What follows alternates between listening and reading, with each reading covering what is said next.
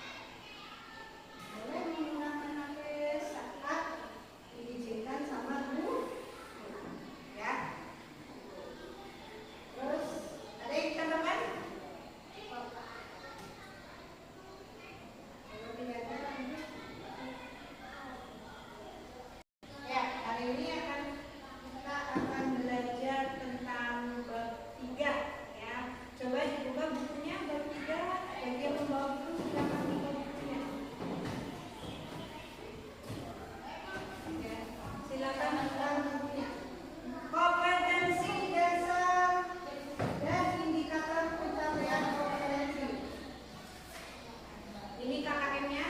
Ya, yang akan kita tuju adalah skor KKM di atas 70. Ini KKM di atas 70. Ini pembelajarannya.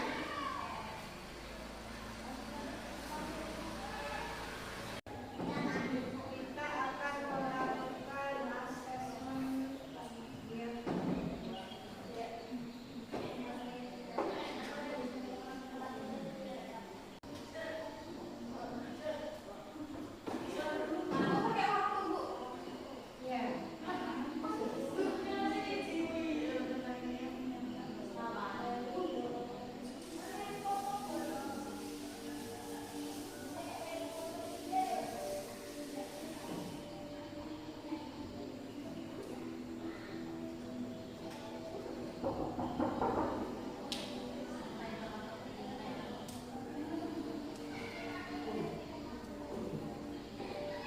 jawab yang kalian benar saja. Nggak apa-apa.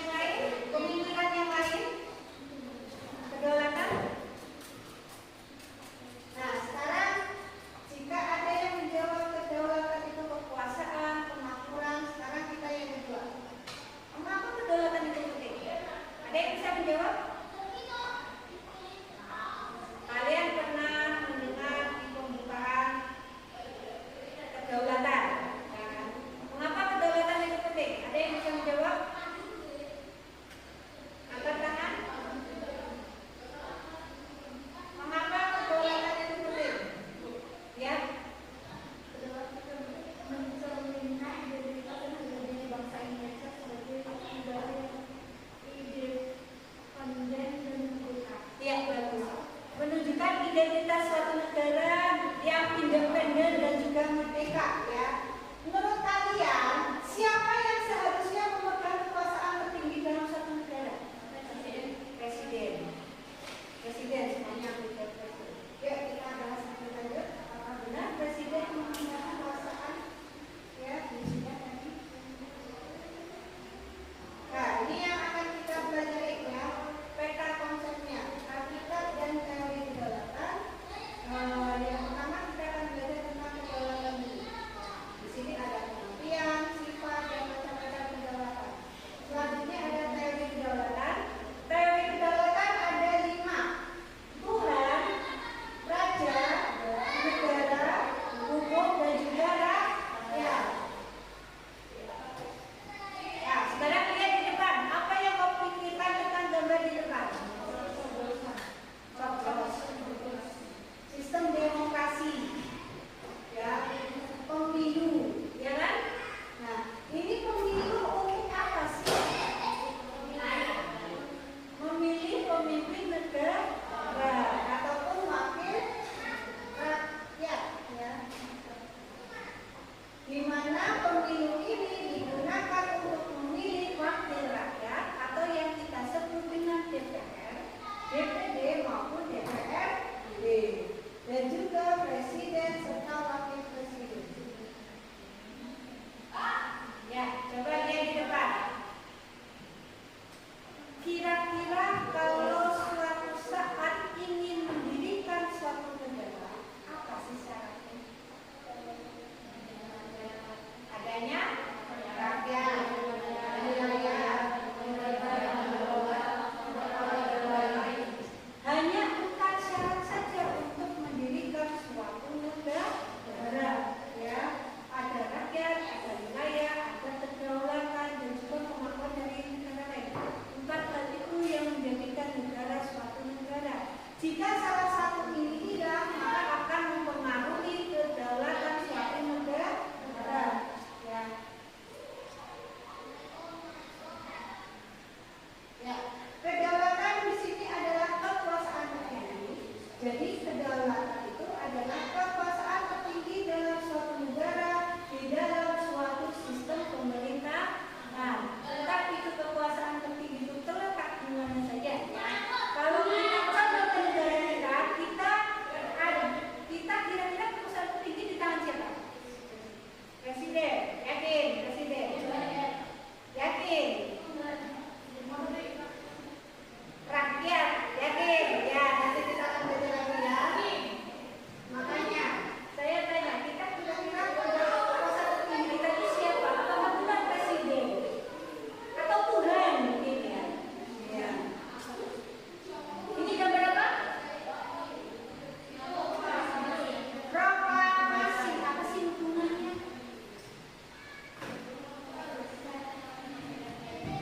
Ya, kemerdekaan pada Republik Indonesia pada saat ini menyatakan kemerdekaan, dan pada saat ini kita mendapatkan kedaulatan yang pertama kali pada saat proklamasi ini. Makanya proklamasi ini merupakan sesuatu yang penting karena kita secara legalitas sudah punya kedaulatan sejak dibacakan proklamasi. Tinggal upayanya itu untuk mempertahankan kedaulatan itu bagaimana?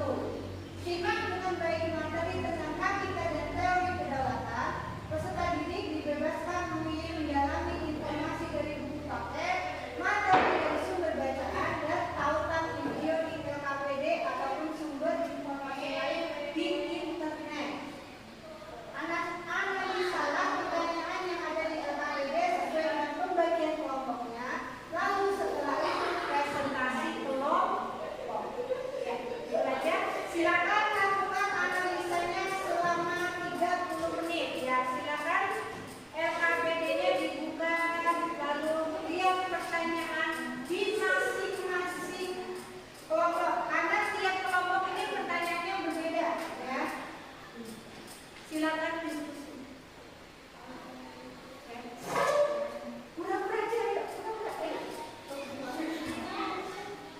Teknologi saja, teknologi saja. Hah? Ya. Ya, itu doang.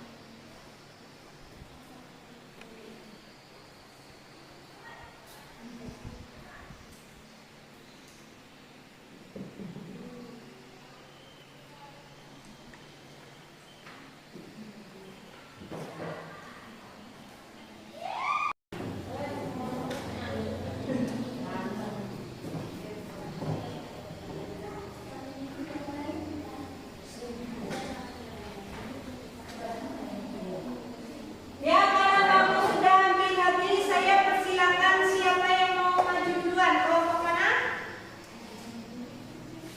Enggak harus dari nomor 1. Ya, kelompok 2. Ya, silakan maju.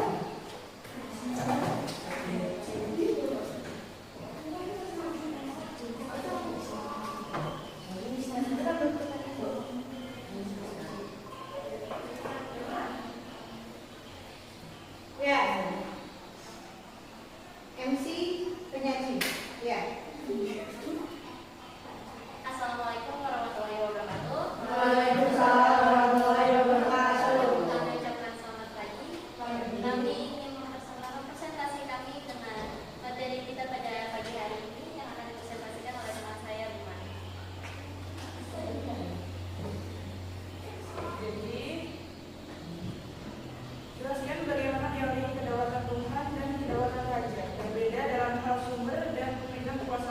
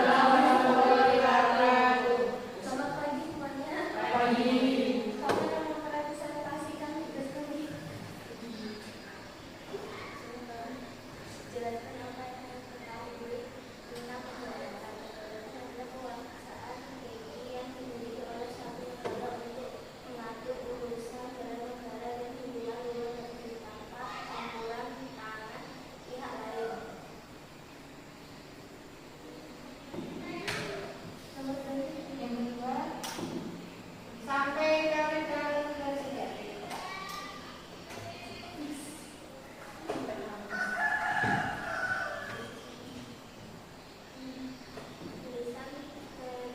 Masing-masing dari teori kedaulatan, yaitu kedaulatan Tuhan, kekuasaan tertinggi berasal dari Tuhan dan penguasaan hanya menjelaskan kekuasaan atas perintah pemerintah. Pemerintahan dianggap sebagai perwakilan contoh pada masa zaman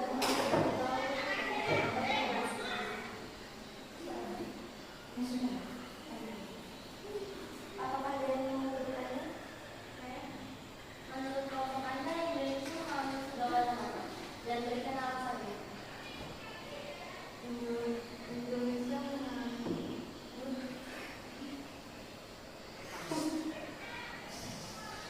ya gantian. Jangan lupa Alasannya adalah kalau kedaulatan rakyat ada bukti konkretnya, yaitu pemilu di mana rakyat memilih presiden dan wakil presiden, DPR dan DPR, DPRD. Kalau kedaulatan hukum ada landasan hukumnya pada UUD NRI tahun 1945 pasal 1 ayat 3 yang bunyinya Indonesia adalah negara hukum. Apakah sudah ada yang ingin bertanya lagi? menurut kelompok Anda apa akibatnya jika negara mengalami kedaulatan raja? Jika negara mengalami kedaulatan raja, kekuasaan akan terpusat pada raja. Rakyat kehilangan partisipasi dalam pemerintahan. Hak asasi manusia berpotensi terbaikan dan dapat terjadi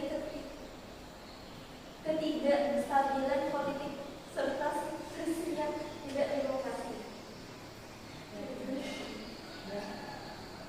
Saya akhiri atau belum? Waalaikumsalam warahmatullahi wabarakatuh. Ya, bagus sekali ya untuk ke depan.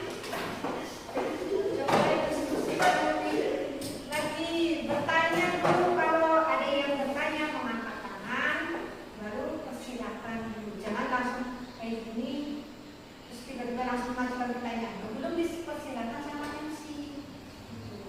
Bisa Ica angkat tangan, Ica angkat tangan. Silakan saudara Ica mau mengajukan pertanyaan. Baru kayak gitu MC-nya ya. Baru yang mengajukan pertanyaan berbicara ya. Ya, tentunya sangat bagus untuk kegiatan presentasi kali ini mengenai hakikat dan teori kedaulatan. Ya, sekarang untuk lebih semangat lagi kita SBD dulu yuk. Semuanya berdiri. Ya, kita akan SBD tepuk-tepuk. Ya. Tepuk 1, tepuk 2, yes, tepuk 3. Sambil dibaca ya. Ya, kita ulangi. Tepuk 1, tepuk 2, yes, tepuk 3. Ya, kita kembali ya.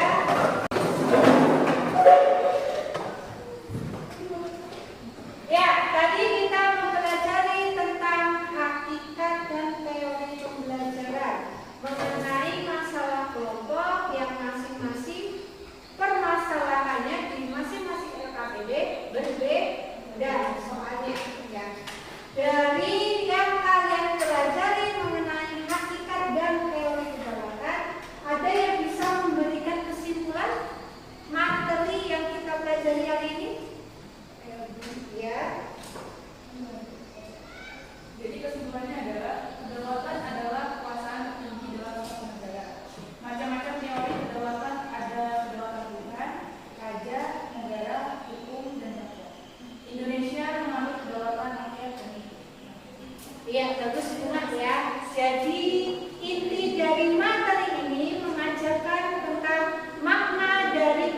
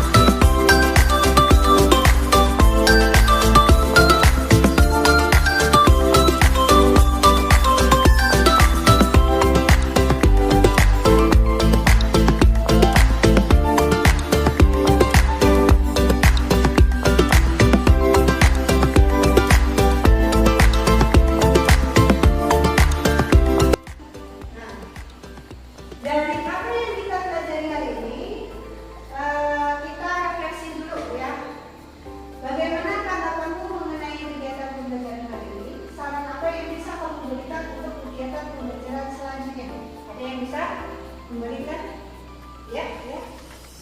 Saya merasa kegiatan pembelajaran hari ini berjalan dengan baik. Kami melakukan diskusi dengan teman dan membagi peran dalam penugasan kelompok. Materi yang disediakan untuk bervariasi dan ada plusnya. Ya, ada yang bisa memberikan referensi yang lain? Buka tangan. Ya.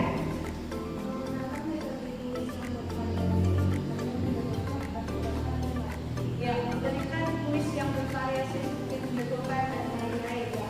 Bisa kita terapkan untuk selanjutnya ya. Ada yang bisa memberikan saran yang lain? Ada? Ya, ada ya.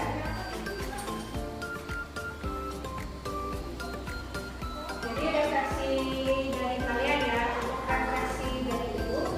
Kegiatan pembelajaran hari ini, meskipun kita terkendala kondisi alam, apapun yang terjadi, tetap bersemangat untuk pergi ke sekolah maupun dalam kegiatan pembelajaran.